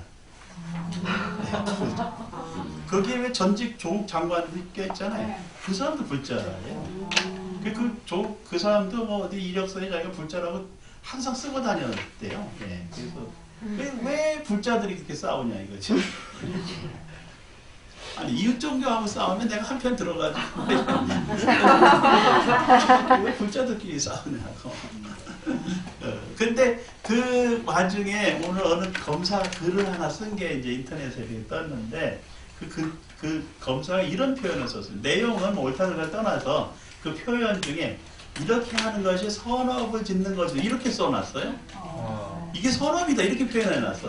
그래서 그 글을 쓴 인간도 불자인 거야 진짜. 기독교는 그런 거를 못 써. 알지도 못하고 쓰지도 않아. 근데 이게 말미에 이게 선업을 짓는 것이다 이렇게 써놨어. 그래서 이제 이게 뭐 저는 그분들의 생각을 다 각자 생각을 존중하니까 그렇게 얘기할 수도 있고 이제 해결이 되겠지 조금 있으면요. 그러니까 권력 싸움이니 뭐 이제 그 다음 대통령 선거까지 뭐 이렇게 정리가 되겠지. 그런데 거기에 그 불교 용어가 하나 딱 들어가게 마음에 걸리는 거예요. 선업이라고 표현을 했어. 선업. 이게 이제 그 업에 선업이라고 표현을 했으면 좋은 얘기지. 그죠? 우리가 선업을 짓겠다.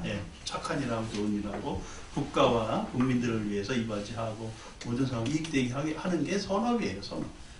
뭐 알고 썼겠지. 근데 모르고 썼지는 않았어요. 검사 정도 되면 저보다 머리가 좋으니까 이 정도는 알고 썼을 거라고 생각을 하는데 문제는 이제 이게 문제는 뭐냐면 이게 선업이라고 이렇게 주장하는 순간 반대 개념이 서 있다는 거예요. 너는 악업이라고 하는 거예요. 그러니까 그 얘기는 뭐냐면 내가 하는 건 선이고 네가 하는 건 악인 거예요. 그러면 이게 화합이 안 돼. 그러니까 이거는 이분법적으로 세상을 나눠서 보는 거잖아요. 아니 뭐 그분이 뭐 그 내용에 대해서는 저는 설마 언급하고 있는 게 아니고 또 동의하거나 부정하거나 싶지 않아요. 그냥 자기네들 이렇게 하는 거니까 개입하고 싶지는 않은데 불교 용어를 썼어. 선업이라는 걸. 그런데 이게 이제 불교를 공부한 사람이면 알지. 아 이게 선업이라고 하면 선업이 아닌 악업도 있다.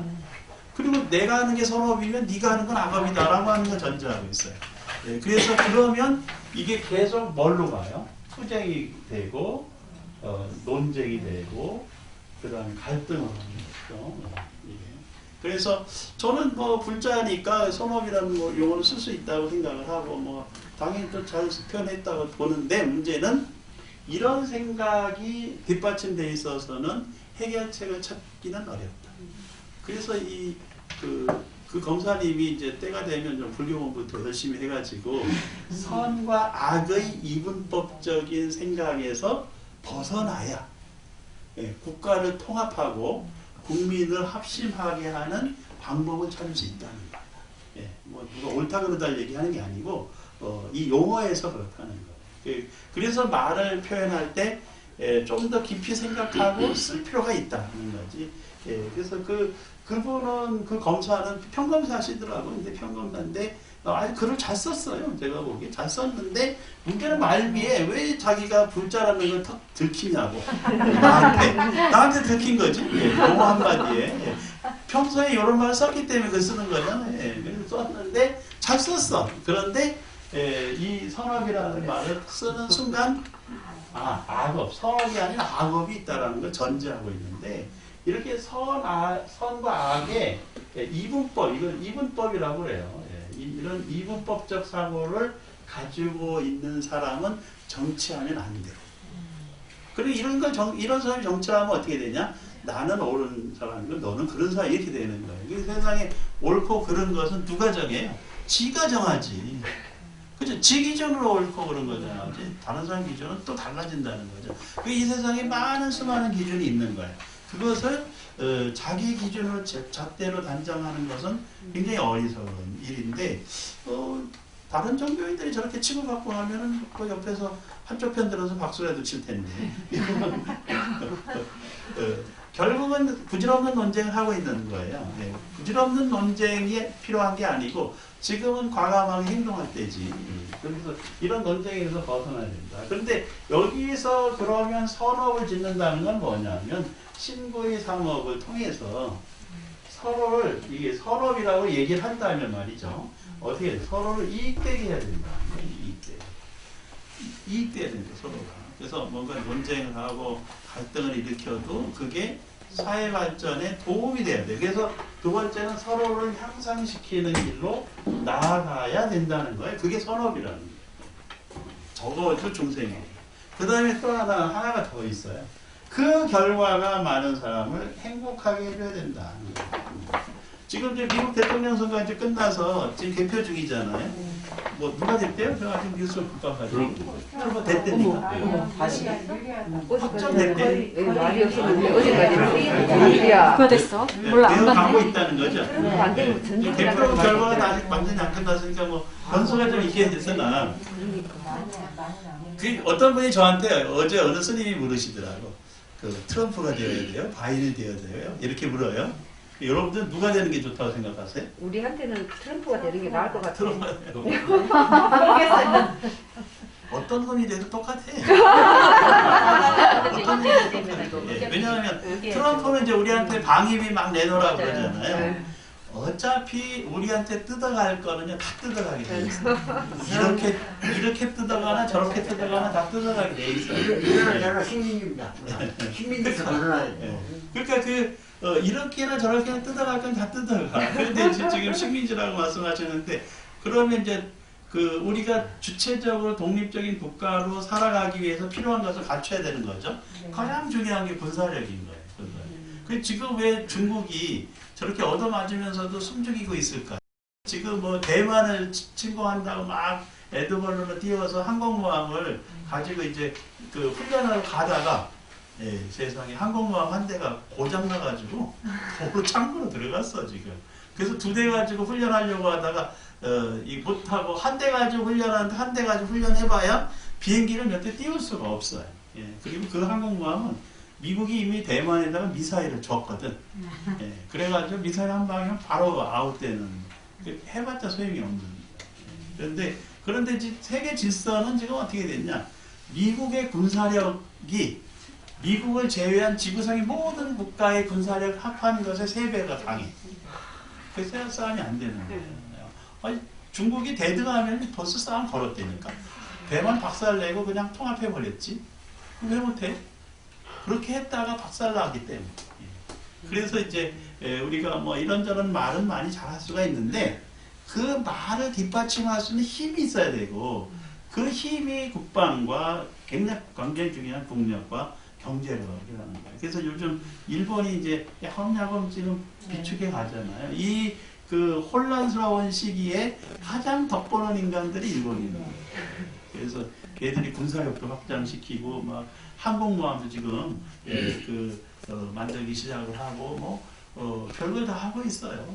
그런데 이제 우리도 일본하고 시비가 걸면은 일본이 우리를 공격하는 제일 첫 번째 섬이 어딜까요? 섬이 독도. 근데 문제는 우리가 독도를 지켜야 되잖아요. 독도를 지키려고 하면 포항이나 이런 데서 F-15, 뭐 F-35 비행기가 떠서 F-35는 좀 달라요. 근데 F-15가 떠서 그 독도 상공에 가면은 전투할 수 있는 시간이 몇 분? 딱 10분이에요. 10분 이상은 독도 상공에 있을 수가 없어. 뭐 때문에? 기름이 없어요.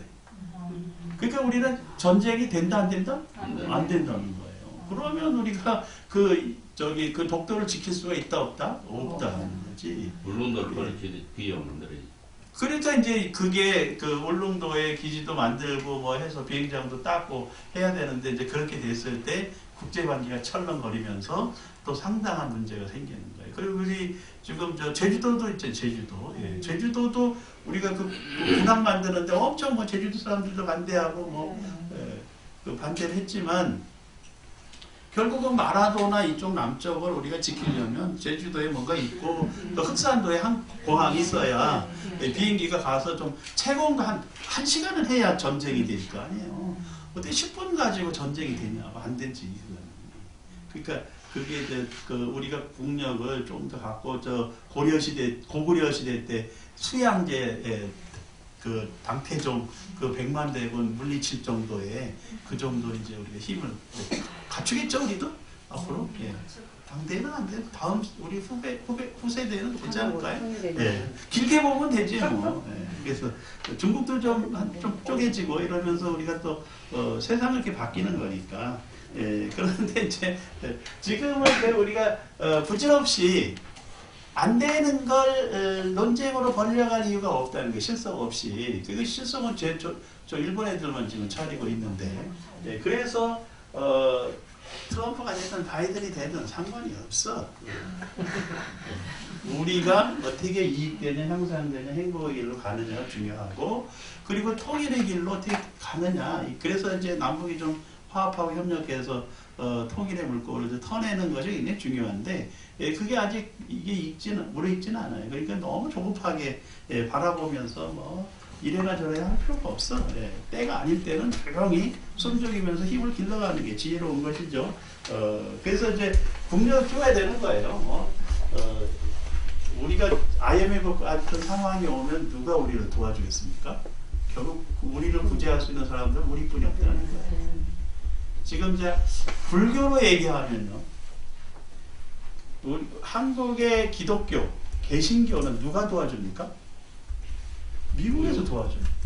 근데 트럼프가 되는 것에 좀 우려하는 건 뭐냐면, 트럼프를 지원하는 근본주의 기독교 원리주의 세력이 있어요. 얘들이 그때 누구 뭐 황모 씨 내세워서 하다가 실패한 거 아닙니까 이제. 그래서 그게 문제고, 그게 걱정이 되는 거예요. 그리고 카톨릭이 문제가 되면 누가 도와줍니까? 교황. 예, 로마 교황청에서부터 서부 유럽이 다 저기 남미까지 다 카톨릭 국가예요. 그러니까 개신교는 사실 세계적으로 보면 인구가 얼마 안 돼. 카톨릭이 제일 많은 거예요. 카톨릭이 어마어마해요. 이게 뭐 미국도 카톨릭이 25%입니다. 지금 미국 인구의 카톨릭이 25%. 그 미국에서 그 스페인어 쓰는 스페니시, 중남미계 전부 카톨릭이에요. 그리고 카톨릭은 또 인구가 왜 그래 늘어나요? 낙태를 금지하고 있잖아요. 그래서 생기는 데를 다 나버려. 그래서 심지어는 저 과감에 가서들이 뱀보다 그 번식력이 강하다. 그렇게 얘기할 정도로. 괌에 있는, 왜냐하면 낙태가 없으니까. 막 늘어나는 거예요. 그래서 미국의 카톨릭 인구가 1900년대는 5%도 안 됐는데, 지금은 25%의 전체 인구예요. 그 다음에 뭐 유대인이 있지, 뭐, 이래서. 그런데 이제 한국의 카톨릭은 유럽, 로마 교황청을 비롯해서 유럽과 스페인, 포르투갈, 브라질, 아르헨티나 전부 중남미 다 카톨릭이잖아요. 그래서 거기 지원이 있는데, 한국 불교는 누구 지원을 받아요? 예? 중국이 우리 지원하는? 중국은 공식적으로 사회주의 국가라서 종교가 자국의 불교를 믿는 것에 대해서, 그리고 불교 자원을 관광 자원화해서 돈 버는 것에는 관심이 많지만, 불교 세력이 커지는 것에 대해서는 그다지 좋아하지 않아요. 그 경험이 있어. 팔운공이라고 들어보셨나요? 법륜공. 천안문 사태. 1980년 그 북경의 천안문 사태에 수만 명이 탱크에 깔려서 죽고 다치고 했어요. 그 천안문 사태의 주범이 바로 팔운공이에요. 법륜공인데 불교 단체였어요. 그래서 이 단체가 전 세계로 지금 망명해가지고 도망가고, 그 공백을 이제 이 기존의 제도 종교를 발전시키면서 중국 정부가 불교를 못하게 하니까, 제도 종교를 억압해서 절 운영을 못하게 하니까 밑에서 저 얄궂은 그 팔운공이 발호를 했다. 이거를 견제한, 좀 더 효과적으로 견제하는 것은 제도 종교인 불교, 제도 불교를 발전시키는 것이다. 이래서 그 종교 정책을 바꿔요. 그 팔운공 사태 이후에 등소평. 그래서 그 불학원도 만들고 뭐 승가대학도 만들어서 스님들을 막 배출을 시키고, 그 세력으로 달라이라마까지 견제하는. 그래서 지금 중국 불교가 커지긴 했어요. 근데 우리하고는 교류가 안 됩니다. 우리는 저기 세계 뭐 승가 대회라고 우리나라에서 열었는데, 티베트 사람들이 와서 티베트 국기 걸었다고 그 중국 팀들이 와서 난리치고 해서 행사를 보이콧하고 가버렸거든. 그런 일이 있었어요. 우리 신문이 잘 안 나서 그렇지. 그래서 중국 불교하고 우리도 굉장히 우리는 심정적으로 누구를 지지해요? 달라이라마 지지하거든. 그게 중국하고 대척점에 있는 거예요. 일본 불교가 우리를 도와줄까요? 일본 불교 외색 불교로 일본은 일제시대 때 그 한국의 절을 500개를 지었어요. 500개. 그래서 완전히 한국 불교를 일본 불교로 바꿔가려고 했는데 36년 만에 이제 우리가 광복을 하는 바람에 실패한 거죠. 근데 일본이 대만에는 절을 50개를 지었고 우리나라에는 그 10배인 500개를 지었어요. 그런데 대만 불교는 거의 일본 불교가 됐었습니다. 예, 거의 일본 불교가 됐는데 지금은 대만 불교가 정체성을 찾았어요. 그것은 대만 불교가 완전히 일본 불교로 갔는데 그 이유는 일본이 대만을 50년간 식민지를 했어요. 우리는 36년인데 거의 14년 더 했어요. 그러니까 더 친일본화 된 거지. 예, 그리고 그런데 이제 그게 인순대사라든가 뭐 자항대사라든가 그 아주 동초 대사라든가 이런 그 중국 본토에서 온 큰 스님들이 대만 불교로 정화하는 바람에 지금 대만 불교가 바뀐 거예요. 근데 우리 한국 불교도 정화는 했지. 예, 정화는 했는데 한국 불교의 외색 불교 척결을 위한 정화는 가사 색깔을 바꾸고 의식을 바꾸고 사찰을 차지하는 것에 초점이 있었어요. 그래서 강제로 우리 왜 주먹들 깡패를 동원해서 절 막 뺏고 이런 과정이 있어서 태고정 스님들 쫓겨나고 이렇게 됐거든요. 정화는 해서 우리가 조계종단이 지금 전국에 한 2,700개 속에서 670여 개의 전통 사찰을 지금 확보하고 운영을 해가는 건 뭐 결과적으로 조계종 입장에서는 잘한 일이지만 태고종 입장에서는 엄청 속쓰린 일이겠죠. 그런데 그 문제는 이제 이 과정에서 전통 문화의 상당 부분이 유실이 되고 전통 자산들이 소멸이 돼가는 안타까움이 있었다는 거예요. 그래서 정화는 뭐 조계종 입장에서 잘한 거지만 근데 또 거기에 부작용들이 있었다는 거예요. 그래서 대만 불교는 절을 뺏는 대신에 이미 50년간 이미 외색 불교가 되고 절마다 그 일본 스님이나 일본 불교의 영향을 받은 운제교, 제교 이런 단체들이 다 차지하고 있으니까 이거 주먹으로 뺏기가 어려운 거예요. 대만은. 그래서 대만 스님들은 또 그 중국에서 본토에서 넘어온 분들이잖아요. 그러니까 함부로 저기 폭력을 행사하고 뭐 했다가는 다 잡혀 들어가. 그러니까 그렇게 못하고 조용히 수계식을 했어요. 수계식. 개를 새로 주기 시작을 해서 십선계를 중심으로 해가지고 실천적인 원리 7가지를 제시를 해서 그 개를 다시 받는 것으로 조용히 내부를 바꿔갔어요. 그래서 대만 불교는 정화를 했는데 시끄럽지 않게 정화가 됐고 그래서 그 전통 사찰들을 뺏기보다는 새로운 절을 만들어가는 데 초점이 있었는데 비해서 이제 우리 한국 불교는 과거의 전통 사찰을 뺏고 의식을 바꾸고 의제를 바꾸는 쪽에 초점이 있어서 시끄럽게 해서 뺏긴 했으나 많은 자산을 못 쳤다는 단점이 있는 거예요. 그래서 뭐 어디가 잘했냐 못했냐를 따지는 게 아니라 문화가 다르고 역사가 좀 달랐다라는 것인데 결코 우리가 그 한국 불교가 중국 불교나 일본 불교나 대만 불교나 인도, 티베트, 동남아시아 불교에 의지할 수가 없다라는 걸 알고 있어요. 그러면 한국 불교를 되살리는 건 누구 힘이어야 된다? 우리 힘뿐이죠. 그래서 여러분들이 아까 정법 불교로 실천하는 불교로 생활 속에서 하는 그리고 복지를 완성 이런 그 모토가 한국 불교를 살리는 길이고 또 그렇게 가야 되는 거예요. 전체가 지금. 근데 그렇게 자각하고 있지 못하다라는 거죠. 그래서 지금 이제 우리가 계행을 지킨다라는 의미도 내가 뭐 탐진치 삼독심을 버리고 5계를 잘 수지하는 것도 의미가 있으나 그 5계를 수지해서 어떻게 되냐 서로를 이익되고 향상되고 행복의 길로 가는 지혜와 연결이 돼야 돼요. 지혜. 그래서 이제 저는 그런 얘기를 합니다. 부질없이 인연 논쟁하지 마라. 이제 끝났다 그거. 끝났다. 더 이상 자꾸 그런 게 매달려가지고 싸움질하지 말고 미래를 향해서 가라. 불자들이라면 다시 보고 그리고 어느 한편에서 가지고 자꾸 이게 옳으니 그러니 그렇게 얘기하는 것 자체가 결국 실패의 길로 간다는 거예요. 그래서 지금 이제 이 승만경의 이 10대 서원을 우리가 잘 기억을 하고 그 다음에 이걸 어떻게 우리가 수용할 건지를 생각해 보라는 겁니다. 둘째, 오늘부터 깨달음에 이를 때까지 모든 어른들에 대하여 오만한 마음을 일으키지 않겠습니다. 이게 오만한 마음, 그것을 이제 여기 두 번째로 불기, 불기, 만심, 불기, 만심. 이 만자가 오만, 교만, 오만, 교만. 이 오만 교만이 뭐냐? 너보다 낫다 이 생각이 너무 낫다. 한국 불교가 좀 교만한 것도 있어요. 오만한 것도 있어요. 이웃종교 보면요, 우리가 너보다 낫다 이러거든요. 저도 이제 내일 금요일이죠, 내일 모레. 그 종교화학 관련해가지고 인하대학에서 뭐 그 토론 하나 있는데 토론하러 가요. 이제 이웃종교인 기독교 목사님이 이제 발표를 하는데 제가 저를 불자로 붙였어요. 그래서 제가 이제 부처님 가르침 멋지게 한마디 가르쳐주고 오려고 합니다. 네.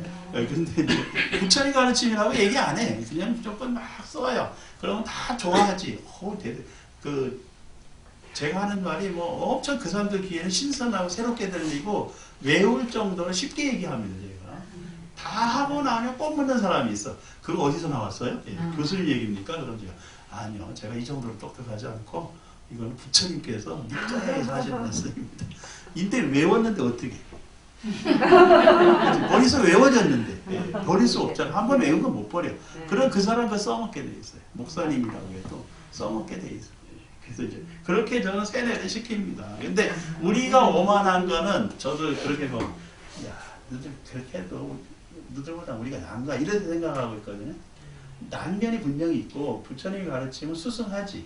근데 그런 생각에 빠지면 안 되고 쟤들이 뭔가 난 점이 있는지 우리보다 잘하는 점이 있는지를 분석하고 배워야 되는 거예요. 오만하면 배울 수가 없어요. 우리 한국 불교가 지금 굉장히 위축되어 있는 게 뭐냐면 쟤들이 뭐가 문제가 있고 저게 교리도 아니고 막 이상한데 왜 발전하지? 왜 사람들이 많이 모이지? 그걸 생각해 봐야 되는 거예요. 그게 이유가 뭐냐면 기독교인들은 모여서 부처님 가르침을 잘 실천하고 있다니까 서로 이익되게 성도들끼리 이익되게 그 다음에 성도들이 앞으로 자꾸 하게 조직화해서 그 다음에 서로가 행복하게 도와준다는 거예요. 비록 그들끼리지만 그거 잘하고 있다는 거예요. 그러니까 누가 상을 당하면 성도들이 모여가지고 30분 단위로 가서 찬송가 불러주고 손잡아주고 또 그분들은 와서 밥도 잘 안 먹고 가. 그냥 와서 찬송가 불러주고 기도해주고 가는 거예요. 근데 그게 어려움과 곤경에 처하고 힘들고 슬픈 사람은 굉장히 큰 위로가 된다는 거예요. 우리는 왜 그걸 안 해? 우리도 연불 더 난데. 저희 어머니가 이제 돌아가셨어 옛날에. 그래서 이제 연세의료원 영안실에 갔거든요. 그때 그 연세의료원이나 뭐 그쪽 이화여대나 연세대가 다 기독교 대학이잖아요. 거기 이제 기독교인들이 많이 왔어요 연세의료원에. 그때 이제 저희 어머니 연세의료원에 계시다가 이제 돌아가셨기 때문에 문제는 그 12개의 영안실이 있는데 반 이상이 기독교인이 이제 돌아가신 영가들이 오셨어. 그 사이에 우리 어머니가 끼신 거지. 그러니까 다 오면은 찬송가 계속 부르잖아. 뭐 나는 신경질나 죽겠어. 이제 좀 편하게 가셔야 되는데 계속 찬송가 부르고. 또 우리 어머니 옛날 어려서 교회 다니신 건 맞아. 어머니 뭐 찬송가 좀 들어도 괜찮겠지만 생각은 그래도 자꾸 짜증나고 그 쉬지도 않고 부르잖아요. 돌아가면서 이 사람들 계속 찬송가 부르는 거야. 근데 제가 아는 스님이 한 분이 뜩 오셨어. 목탁을 들고 왔는데 계속 찬송가를 부르니까 이제 조금 저기 끝나면 해야지 하고 기다리는데 여기 끝나면 여기 또 하냐. 그래가지고 이제 스님이 좀 기다리시다가 안 되겠어. 교수님 제가 좀 연구하고 바빠서 가야 될 테니까 1시간 연구를 해드리고 갈게요. 그리고 이제 연구를 딱 시작을 해서 목탁을 치니까 다 소리가 다 죽어. 목탁 하나에 스님 연구 마이크도 안 틀었는데 찬송가 수백 명이 불러도요 그거 못 당해요. 저기가 그러니까 이제 저쪽 찬송가 소리가 커지잖아요. 스님이 목탁을 그냥 빵빵 터지고 나중에는 찬송가가 목탁에 맞춰서 하더라고요. 그럴 수밖에 없어요. 계속 치면 그래 될 수밖에 없어요. 나중에 진짜 그러겠어. 그러니까 스님이 막 빨리 치고 따라오잖아요. 그리고 그게 악기 역할이 굉장히 크고 그리고 그 연불도 이제 여기도 연불이 나오는데 연불 치유 명사 제가 주장을 해요. 그래서 제가 아는 선생님이 제일 불교 의식 무형문화재 15호예요. 우리 저기 주지 스님하고 도반이에요 또. 예, 잘 알고 여기도 오시고 뭐 서로 교류도 하시고 하거든요. 근데 이제 그 불교의식 무형문화재고 제가 또 제주도 무형문화재 전문위원이에요. 근데 그 스님이 꽂아놨어. 왜냐면 본인이 이제 그 무형문화재인데 돈도 좀 더 받아내고 그러려면 누가 이제 첩자가 하나 있어야 돼요. 교수님, 여기 보니까 뭐 다 기독교인들이고 뭐 이런 분들이 무형문화재인데 교수님 또 무형문화재 근데 나 집이 서울인데 어디 제주도까지 갑니까? 그랬더니 제주도에서 비행기 타고 비행기 싹도 주고 회의비도 주고 다 준다는 거예요. 네, 그래서 제가 비행기 타고 가면은 비행기 왕복 티켓에다가 회의비 15만 원 얹어줘요. 그래서 얼마나 좋아. 그래서 제가 그 다음 주에 거기 가더라고 우리 수업 못해 할 수 있어요. 왜 회의가 있거든. 근데 이제 이 스님이 그걸 이제 넣어놓은 이유가 그 속에서 불교를 지키라는 거예요. 이제 그런 거 제가 또 잘하잖아요. 그래서 전문의원으로 이제 가서 활동을 하는데 문제는 그 연불이 혼자서도 가능하고 둘이서도 가능하고 10명도 가고 100명도 가능하잖아요. 공찬 대중이 커질수록 연불의 효과가 커지는 거예요. 그리고 그 연불을 그냥 소리만 내는 게 아니라 음악도 있고 그게 또 명상이 되고 연불 선으로 가는 거죠. 그래서 이 연불의 효과가 대단하다. 그리고 그 수만 명이 모여도 그 마이크 없어도 사람을 일사불란하게 움직일 수 있는 게 그 연불이에요. 그 연불이 앞에서 시작하면 쫙 퍼져나가잖아요. 그러니까 그 옛날에 그 이명박 대통령 때 우리 불교계 저 템플스테이 지원 기금이 1년에 300억씩 나왔거든.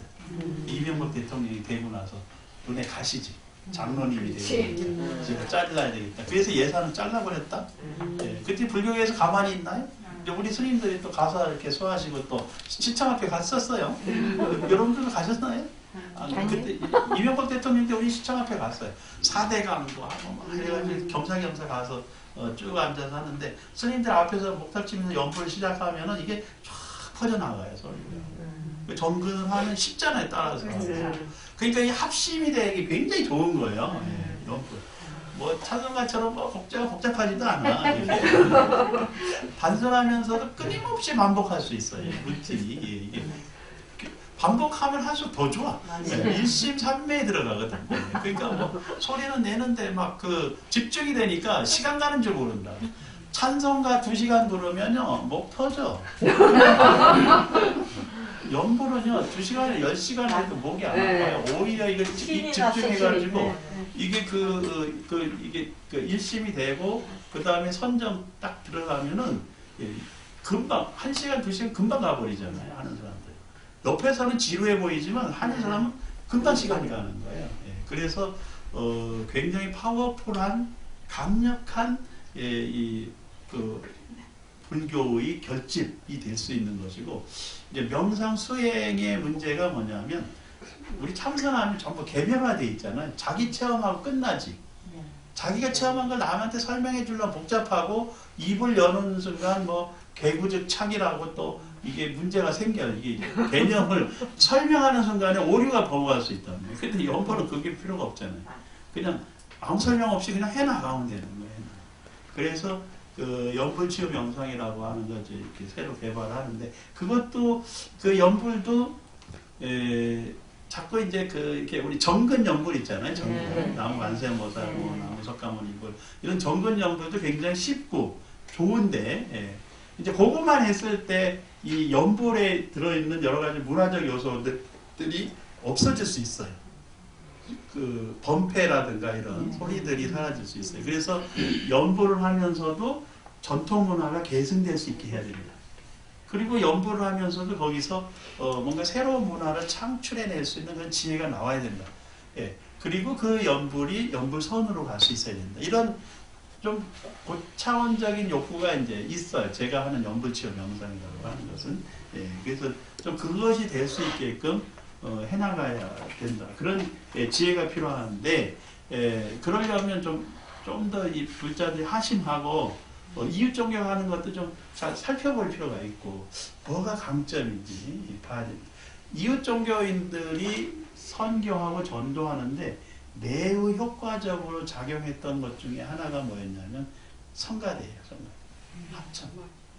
그리고 그 성가대를 통해서 그 많은 예능인들, 그 다음에 문화인들이 배출이 됐어요. 그 사람들이 전국에서 활동을 하고 방송에 나와서 하고 그리고 자기 종교를 드러내고 예, 그리고 뭐 함께 믿는 사람들끼리 모여가지고 또 하고 예, 그래서 이제 그렇게 그 언론에 노출되는 유명인들을 많이 만들어낸 것이 바로 그런 성가대 합창단 교회 합창이었는데 대신 불교는 이제 그 연불이 좋긴 한데 일반 청소년들이나 또는 그 이 연불을 모르는 사람들이 쉽게 접근하기에는 또 어려운 단점이 있는 거예요. 그래서 이제 그 연불 사박자 연불에서 나온 게 트로트예요. 네. 그 트로트 음악이 사박자 연불에서 나왔어요. 그래서 스님들 연불하고 사박자 트로트 합치잖아요. 굉장히 재미있어요. 같은 박자라서. 예. 그래서 그건 이제 그래서 연불이나 뭐 불교 음악도 좀 트로트로 가도 된다. 근데 그 서양 음악이 들어오면서 트로트를 무시했잖아요. 그죠? 아니 저도 이 음악 치유 영상이라는 프로그램을 만들어서 이제 가자 그래서 지도자들 모여가지고 회의도 하고 하는데 그 교수님들 이렇게 모셔서 하면요 제가 트로트로 치유 영상 좀 하자 이러면은 에이 교수님 무슨 트로트예요 가곡도 좋은 게 얼마나 많은데 예, 이러는 거예요. 그래서 트로트가 뭐 어때서 그래? 아이 그럼 뭐 너무 대중화돼 있지 않아요. 아니 명상이 대중화되려고 하는 거지. 예, 그래서 아직도 이렇게 고등교육을 받은 사람들 머릿속에는 트로트는 좀 하찮고 예, 또 뭐 뭔가 좀 대중화되긴 했지만 뭐 그런데 요즘 이명웅이 얼마나 뜹니까? 지금 트로트에 대한 인식이 다 바뀌어버렸죠. 그래서 옛날에는 뭐 어디 저기 김호중이도 독일인가 어디 가서 뭐 성악 배우러 갔다 오고 제가 아는 선생님들 독일 가서 성악 배운 분들이 계시거든요. 그럼 그 사람이 트로트 부르니까 얼마나 잘 불러요. 그래서 결국 그 트로트 음악이라고 하는 그런 대중성이 있는데 그게 불교하고도 연관이 돼 있고 그 맥이 다 있어요. 이게.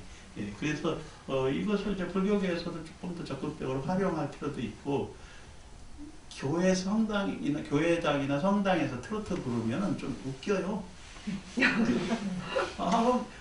교회는 그런 거 부르도록 해놓은 게 아니고 성악이나 가곡을 부르도록 만들어 놓은 그 공간이 그래요. 예. 근데 그 법당에서 트로트 부르면 잘 어울려요. 예. 그래서 그 트로트가 이제 그 천대 받던 시대가 지나가 버렸죠.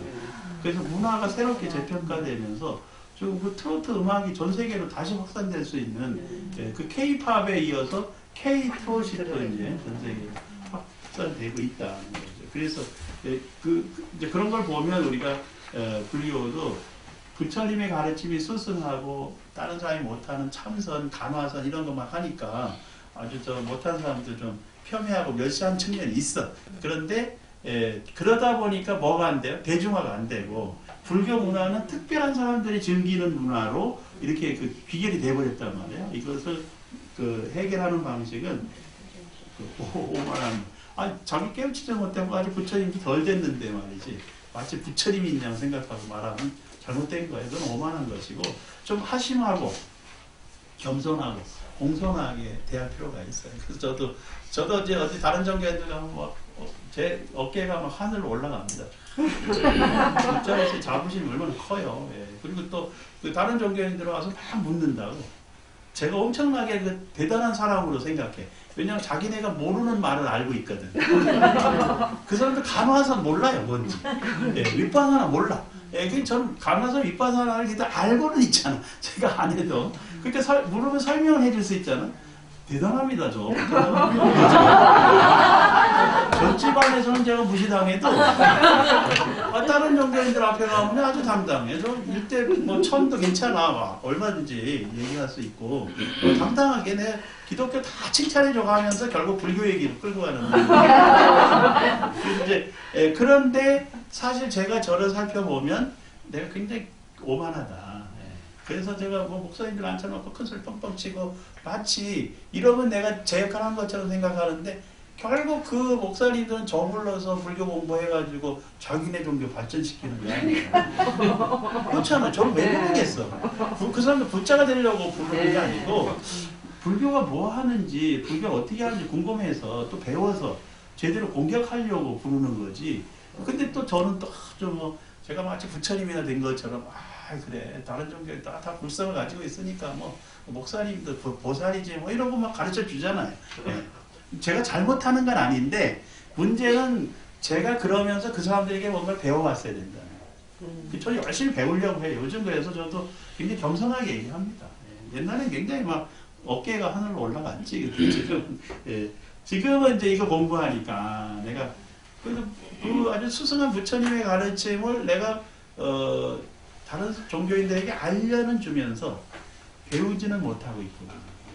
배워야 되거든요. 그래서 이웃 종교가 왜 저렇게 성장하고 많은 사람들이 몰려가서 왜 울고불고 하는지 아침마다 통성기도 하고 그래서 새벽 통성기도 어디서 했어요? 우리 새벽 예불에서 따갖고 간 거 아니에요? 새벽 예불이 통성기도가 되는 거예요. 그걸 제일 먼저 갖고 간 데가 여의도 순복음교회. 예. 여의도 순복음교회 조용기 목사님의 장모님이 무속인이셨어요. 그 부처님 모시고 무속을 하다가 이 사위가 엄청 깨우치해가지고 그 장점과 단점을 다 파악하고 이것을 활용한 거 아니에요? 그래서 여의도 순복음교회가 1975년인가 80년대까지만 해도 아니 90년대 초반까지만 해도 기독교에서 2단이었어요. 2단. 아 모르셨어요? 네, 2단이었습니다. 2단. 그런데 어느 순간에 이게 정교가 됐어. 예. 우리에게는 정법으로 인정받은 거지. 예, 2단이 아니라 정교 이 기독교의 그 교단으로 인정을 받은 거예요. 예. 그러니까 우리 얼마 안 됐습니다. 예. 그런데 왜 그렇게 됐는지도 저도 뭐 분석을 해서 알고는 있는데 문제는 그렇게 그 사람들이 열심히 해나간 것에 대해서 우리는 교훈을 삼지 못했고 배우지 못했다는 거예요. 그래서 그 여의도 순복음교회 조용기 목사님의 설득력은요 우리나라 최고입니다. 네, 우리는 최고예요. 그래서 그 사람 때문에 270만의 그 기독교인이 모였잖아요. 대단한 거예요. 우리 불교계가 270만 모이나요? 모이는 단체가 있어요. 천태종. 네, 천태종이 한 400만 돼. 천태종. 사찰이 한 240개 정도 되는데 신도 한 400만 이렇게 얘기를 해요. 대단히 많이 모여있는 거예요. 근데 그렇게 모여있는 천태종은 왜 모였을까? 그것은 천태종의 그 상월대종사라고 하는 분이 그 부인사, 단양 부인사 참관하면서 굉장한 설득력 있는 그 설법을 하시고 그다음에 몸소 수행력을 보여준 분이에요. 그 상월대종사. 그분도 절에 와서 수행도 했지만 스님은 아니었거든요. 예. 근데 이제 본인이 출가해서 본인이 머리 깎고 스님 순복 입고 이제 천태종을 창종해서 간 거예요. 근데 그분이 내세운 굉장히 쉬운 불교가 뭐였느냐 하면 생활불교, 대중불교, 애국불교. 근데 그거 하는 방식이 뭐냐? 나무아미타불 하자. 나무아미타불. 연불이에요, 연불. 그래서 그 부인사 가보셨어요? 네. 네. 부인사가 저녁 기도에 참석해 보셨나요? 그냥 이렇게 쓱 돌아오면 안 되고 저녁 밤 10시부터 새벽 4시까지 하는 철야 정진기도에 참여해서 일주일 해봐야 돼요. 그 철야 정진기도 일주일 하면 다 한 소식 하고 와. 네, 신도들이. 나름대로 뭔가 체득한다니까요. 체험하고. 그래서 자기 변화를 느끼고 와요. 그런 사람들이 모여가지고 400만이나 된 거예요. 아주 대단한 그 천태종. 여기도 인천에도 황룡사라는 절이 있잖아요. 어마어마합니다, 절. 거기 신도가 3만 명이 넘어요. 작아 보여도 3만 명이 넘는 신도도 어마어마합니다. 제가 우리 학교에 스님들 모시고 종종 견학을 가거든요. 제가 자꾸 견학 가니까 요즘 이제 천태종에서 저한테 와서 발표해달라고 그래서 지난번에 서대문의 성룡사에서 발표하고 부인사에 가서 제가 또 발표합니다. 천태종도 저한테 배울 게 있대. 왜냐면 포교가 문제가 되게 문제 직면했거든요. 천태종에서 비싼 돈 주고 저 데리고 갑니다. 저는 뭐 돈 안 받고 가려고 그랬지 돈 주겠대.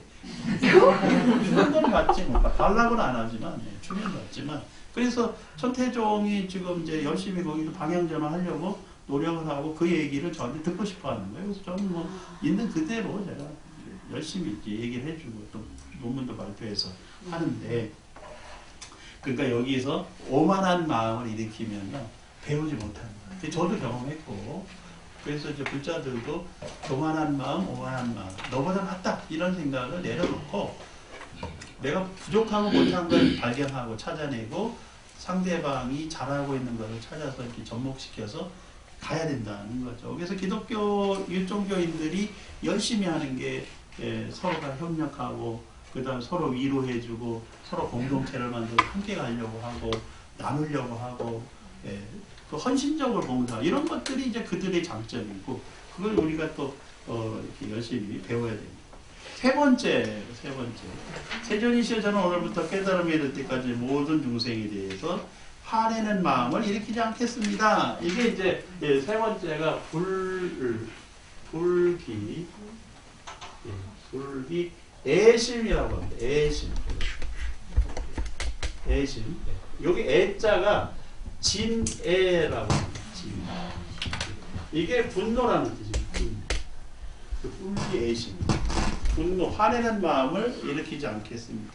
이게 화를 낸다, 분노를 일으킨다라고 하는 것은요, 이 속에 자기의 기대 심리가 있어요. 기대심. 저도 이제 제가 승가대학에 30년 넘었어요. 그러니까 저한테 배우신 스님들이 종단에 뭐 요로에 지금 뭐 부장 스님부터 해가지고 그 본사 주지도 막 6분이 나오고 그러니까 제가 어디 가면 대접 못 받겠습니까?